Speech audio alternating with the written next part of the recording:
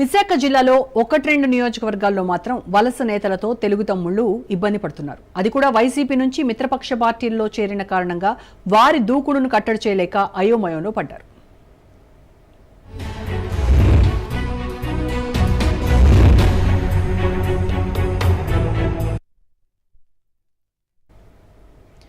Visakha south నియోజకవర్గంలో ఎన్నికల ముందు వైసీపీ మాజీ ఎమ్మెల్సీ వంశీకృష్ణ శ్రీనివాస్ జనసేనలో చేరి ఎమ్మెల్యేగా పోటీ చేసి గెలిచారు. వంశీతో పాటు సౌత్ నియోజకవర్గానికి చెందిన వైసీపీ క్యాడర్ కూడా జనసేనలో చేరింది. వంశీ ఎమ్మెల్యే అయిన వెంటనే వైసీపీ నుంచి వలస వచ్చిన నాయకులు సౌత్ నియోజకవర్గంలో పెత్తనం చేయడం మొదలుపెట్టారు.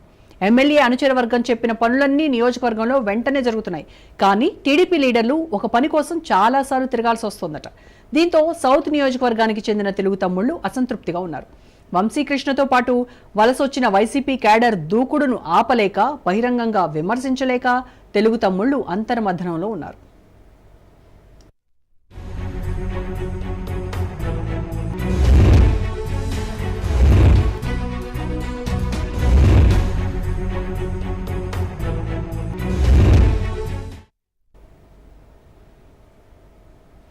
విశాఖ పశ్చిమ నియోజకవర్గంలో చాప కింద నీరులా పనిచేసేందుకు వైసీపీ నుంచి కూటమిలోకి వలస వచ్చిన నేతలు పావులు కదుపుతున్నారు.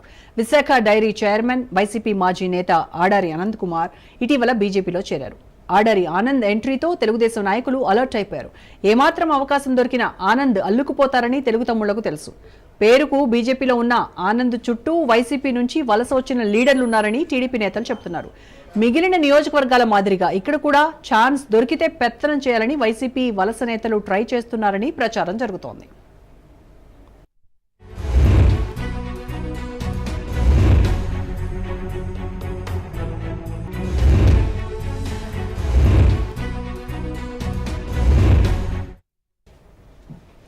విజయనగరం జిల్లాలో అన్ని సీట్లను టీడీపీ గెలుచుకున్న 2 మంత్రులు